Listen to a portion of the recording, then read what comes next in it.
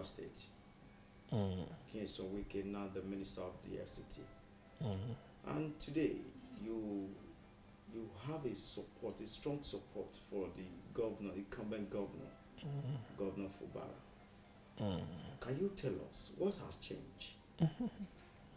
Well, I think maybe you're not privy to the question you're asking, the sense that I provided great support to helping him remain in office. I provided great support in helping him have leadership stability. I helped him so greatly with my contact for him to be where he is. And there is no personal problem between me and him. It's all about the principle.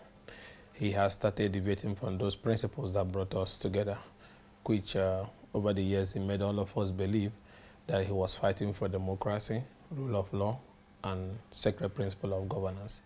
But all I can see is a man who is desperate for political power and the privileges that goes with it. And you do not expect me to follow them, to be jumping around, looking for one leg in PDP and one leg in APC. There are certain things that Nigerians know me, I cannot be involved in.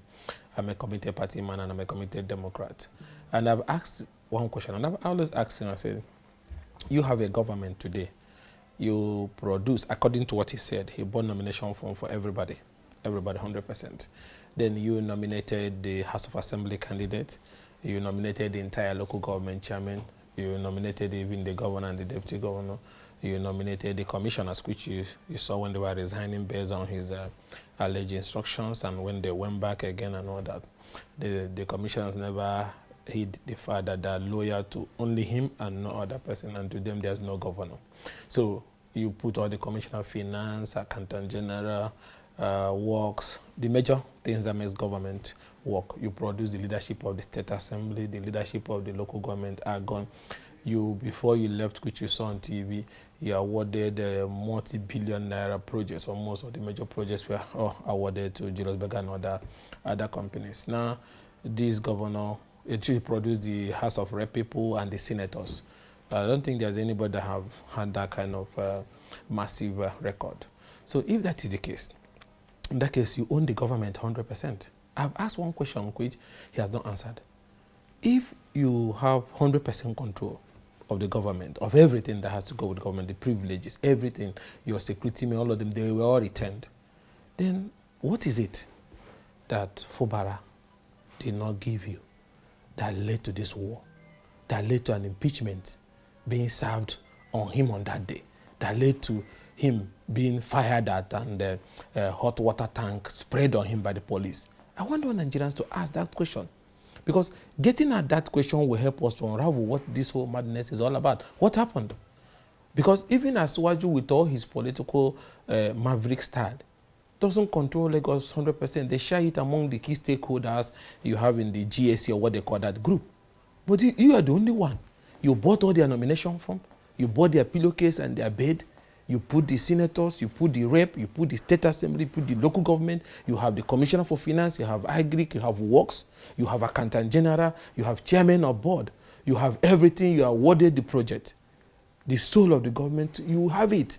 So what could have led to this same man that you are basically holding hostage become somebody you wanted to disgrace, impeach him even when he did not commit one single impeachable offense? At that moment, anybody that is honorable and reasonable enough must be able to say, no, this is not right. And that is why I said, provide answers to this. So, and then, because if these answers are not provided, then one can assume it might be greed. It might be excessive dictatorial tendencies that must have led you to now say, you even capture the man's air, so that you ration the air that he's going to breathe. So this whole thing was unwarranted. Fubara is not the aggressor. And I won't mince word. My friend, Nyesom Wike, is the aggressor, not Fubara. And I don't hide about it. And this has led us to multiple activities that has brought so much pressure on the judiciary, so much crisis in the opposition party. Today, our opposition party have been balkanized. Those who want the PDP to move forward and those who want the PDP to be served as fried shrimps on the table of the president. And that's what this fight is all about. To now say, find a way to draw a line between your endless ambition, whatever it is that he's aiming at, and the general survival of all of us that is in this opposition party. I'm a member of this opposition party. I've gone to detention countless times for this opposition party. So I have a stake, like every other person in the party. And I cannot, in the same party that I belong, I allow you to use it to go for dinner, just like that, and then you burn it down. And then again, you have to understand, what did we do to you? We didn't do you anything. You ran an election like every other person in this party. At the level of Eagle Square, and if I'm lying, God knows, Tambuwa, your best friend, you have been in honeymoon with him politically over the years. For whatever reason that he felt your candidature may not be the best, for whatever reason. And then he switched at the venue of the convention to Atiku Abubakar, and they defeated you. If people are honest, it's only people who are elders, who are reckless, that will see truth. They don't want to see it as the truth. What played out in Eagle Square was pure political contest. Was there any rigging? Everybody was there, right? Is it not in the right of those who made the alliance to make alliance? All you could have done was to make a counter alliance. Party did not hurt you. Party did not do anything. You contested. Oh, you are building your aspiration that, okay, Tambuwa will not win, but he will run to the end, and he will waste the vote of parts of Kano, Sokoto, and Kebbi and all that, thereby allowing you to win Atiku. But suddenly, he decided not to complete his race, and he switched his vote to the other man, and they were able to secure the decisive number and defeated you. That is politics. There was no manipulation. So why the venom, why the anger on this party? Then you people went into negotiation. I was not there. But I heard from all the two sides the offer for vice president. And which will bring us to the issue of, you once made us believe that this struggle was about South. So if they have made you that VP, so it wasn't about South, it was about you. So the South is you. Because now, yes, for whatever reason, Atiku didn't announce him as vice president. He announced Okowa. Is Okowa a lesser human to be a vice presidential candidate? For whatever reason, it was about service and the South. Since you are willing to be a VP, but it wasn't given to you, it was given to Okowa, your brother, you support him. You support him 100%. So people can go. Today, we in the Southeast South, we don't have VP, we don't have president. Courtesy of you. Everything was thrown to the ground. So character, measuring character is also important, because now we begin to realize, from the beginning, you brought shade. Because when people say he contributed so much, no. He didn't contribute more than some of us. We all contributed. Everybody contributed. Because the question I will ask you, what did you actually save us from? You saved us from the fire you put. So when a man puts fire in his bedroom and he gets an extinguisher to take it out, we'll hail him as a great man. You brought Sheriff single-handedly. Some of us had reservation about it because of his past in AMPP. Who started quarreling with Sheriff when they were shooting canisters in Port Harcourt at the convention? You. It ended in commotion, remember? We all went to court. Part of that court I went. I was the one that secured it. I went to court. I secured the injunction, the court judgment that nullified Sheriff chairmanship and quest to hold on to power. I have stake. I know this journey very well. So you led us into that crisis. Then at the end of the day, party was polarized. Crisis everywhere. We managed to survive that era. We brought the caretaker then that navigated us to the convention. Who insisted on the zoning coming to our side? Who insisted on secondus? Yes, on Wike. He did. Nobody could make any input. He brought secondus. And secondus was the chairman. He had the stories of, if people can come, Rivers will be supporting the party, and Rivers is not enough to be a chairman, then Rivers will fight. Even the venue of the convention issue that must be in Port Harcourt, he blackmailed everybody into accepting that if he can't hold in Port Harcourt, he can't hold anywhere. He gave you secondus. Now, who started war with secondus? Yes, on Wike. It's not our war. It was his war. Where did they get the court order to throw secondus out? From one village court, somewhere in that Port Harcourt. The party respected that. You threw him out. Who went to go and bring Iyochai? Him. He brought Iyochai. He was so happy. He crowned him with other people like Ikpazu and Ugochinyere and Ottoman and all those people. Maybe somebody think that Ayu, coming from many years of being in political sabbatical, will cling to them and dash them to ticket. We wouldn't even know they wanted to be president, because I asked him. He said never said he wanted to be president. He wants to be the party. You threw us from that crisis into Ayu. Along the line, you fall out with Ayu. You insisted that Ayu must go. Was it not him? He ignited the crisis. Secondus was in court. Ayu was in court. Everywhere was in crisis. Factions in every part of the party. In Edo, he has Danobi, them creating crisis. In Cross River, he has Sandy Omo, them creating crisis. In Lagos, that time, he had Jandon, them creating crisis. There's no part of Nigeria that didn't have faction. In Ekiti, he has Fayoshe, them. One man against one political party in pursuit and ambition that we later realize it was about him to be president or vice president. So in all these things, you still went to the convention. I fought for him. But truth, if you're a Democrat, he was defeated. To God who made me. We lost. He was defeated. So at the end of the day, he didn't become vice president. But he made us believe that it was about Southern agenda. There was no Southern agenda. Because as long as you are willing to be a vice president, it was all about you. Then you fought Okowa and Atiku them. You're right. You followed Aswaju. You worked for APC. Even in that outing, he lost Port Harcourt. Have you forgotten? Obi defeated them. We saw the panel-beating of the results. Some of them were uploaded to the IRM. So even this whole magic people said he was going to bring to Aswaju, there was no magic he brought to Aswaju. Aswaju victory never came from Port Harcourt. It came from other parts of the country. Obi them still wiped them out in Port Harcourt. And they were struggling to hang on to that little vote they were able to panel beat out. That is the simple truth. But the only problem is that because over the years people have associated with him or maybe benefited from him or whatever, they cannot look him in the eyes and tell him the truth. Some of them elders, enough to be my father. But they can't. I was not raised like that. I was not raised like that. So I can't, because of personal relationship or friends, and I see something that repeatedly keeps going wrong and I support it. So the notion of there's nothing personal in it, and there's no sacrifice that is out of this world greater than that of the likes of Ele Sekweme, Solomon Law, Okwande, name them, all the great men and women who founded Adamu Chiroma and so on and so forth, who founded this party. No. Some Wike's contribution is not bigger than that. So the values those people left, those crop of people that came in the era of Nelson Wike has burnt it down. PDP operates without a value and orientation now.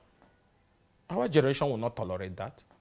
Anybody will not tell, I will tell him as a friend that this is wrong. And this fight has gone now to rivers where they are turning into a playground. Now let me tell you why I said this is personal. It's not about Tinubu, it's not about Fobara. It's personal, it's one man. You came here, amended the law and said people cannot campaign in public school. Have you forgotten the law in Rivers? You need to understand the man we're talking about. It's personal. If anybody cannot, I always tell him. And that's why he doesn't like me.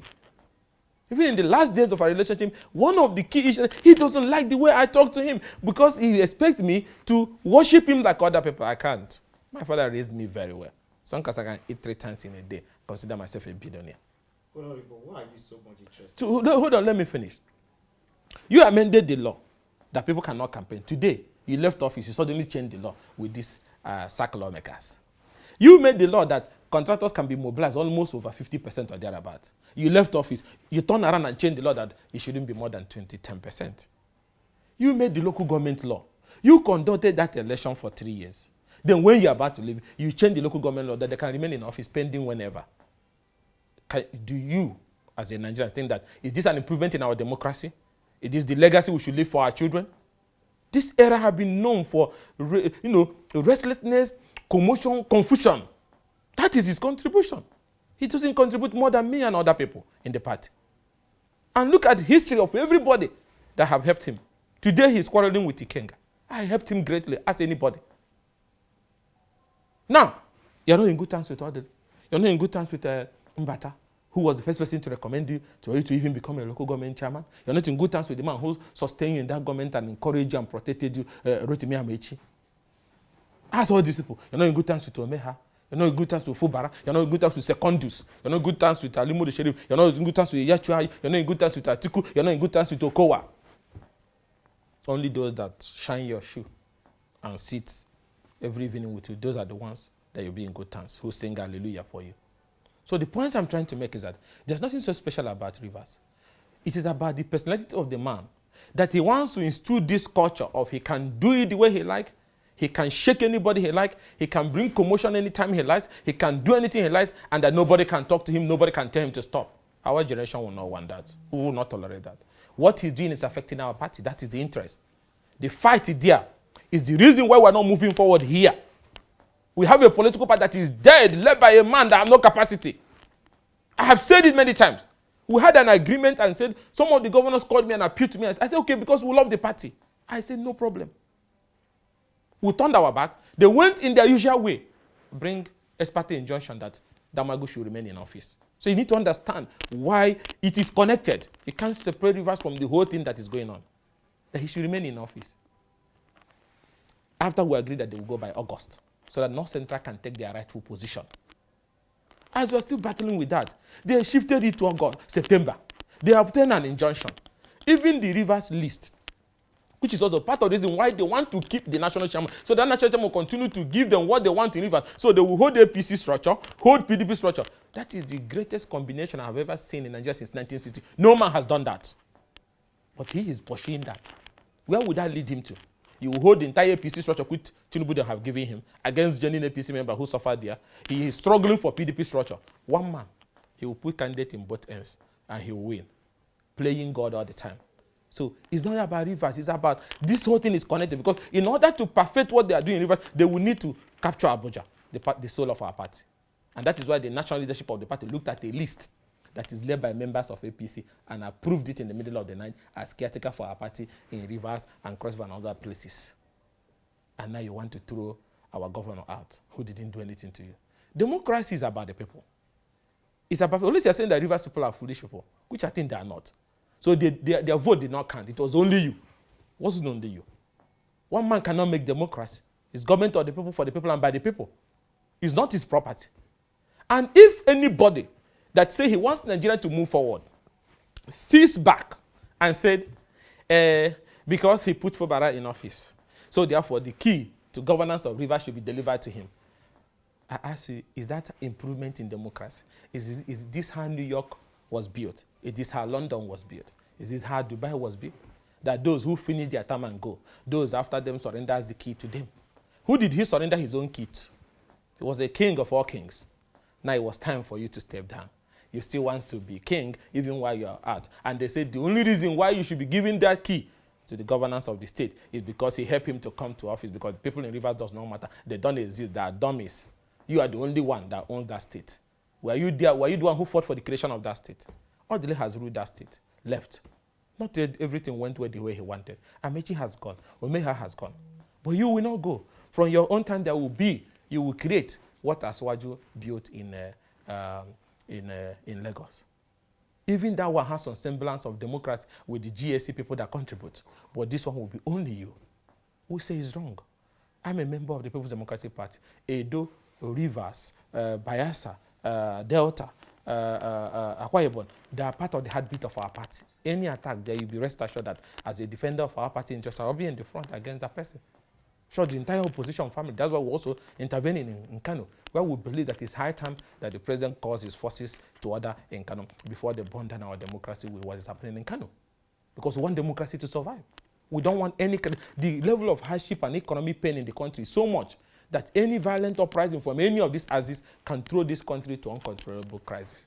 We now have a repeat of the 60s and the 83s, where constitutional governance collapsed because people at the federal center were using the police and the judiciary interfering in those states, and the thing blew up. We don't want that to happen. That's why we're saying stop them, because none of them, both the actors in Kano and the actors in Rivers, is fighting for Tinubu. They are fighting for political power. They are fighting to regain their political control and interest for advancement of their personal interest. There's nothing Rivers in it. If it's about Rivers, why are you changing the procurement law from over 50% to 10% so that the governor cannot mobilize contractor? If it's about Rivers, why are you changing the laws about the public use of public institution? Why are you extending the tenure of local government chairmen beyond their constitutional 3-year term? Why are you serving an impeachment to somebody who has not committed any impeachable offenses? All his commissioners were chosen by you. Everything in that government was chosen by you. The structure with which the government was running was chosen by you. The contract that was existing where he came was you. So what offense has he committed? So that is the reason why we intervene. There's nothing personal. If tomorrow Fubara turns to behave like him, you'll be rest assured I'll be the first person to call him to order. I'll be the first person. That a country without a strong opposition is always in trouble, because opposition views helps to deepen what the ruling government is doing. So at times, ruling government learns from what opposition is doing. When there's active opposition, there's something the president may not know. Opposition may discover it and say, the president will even go to know that, oh, this is what his people is doing in that angle, and deal with that issue. So, but when you don't have an opposition, then the country is as good as dead.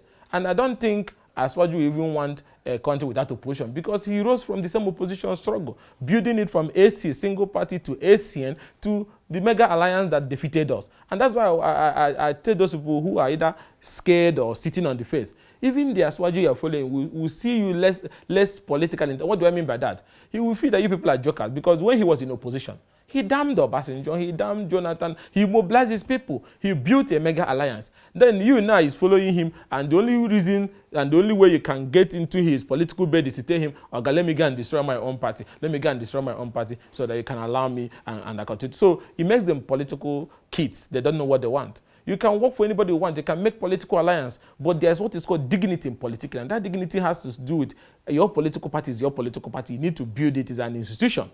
There's an institution. Imagine those who funded this party. Imagine the way they used to do MPN and MPP. Imagine MPP, Azikiwe them and their group, and those in MPN, Ekweme them. You now see Ekweme running around like Wike into MPP parlor.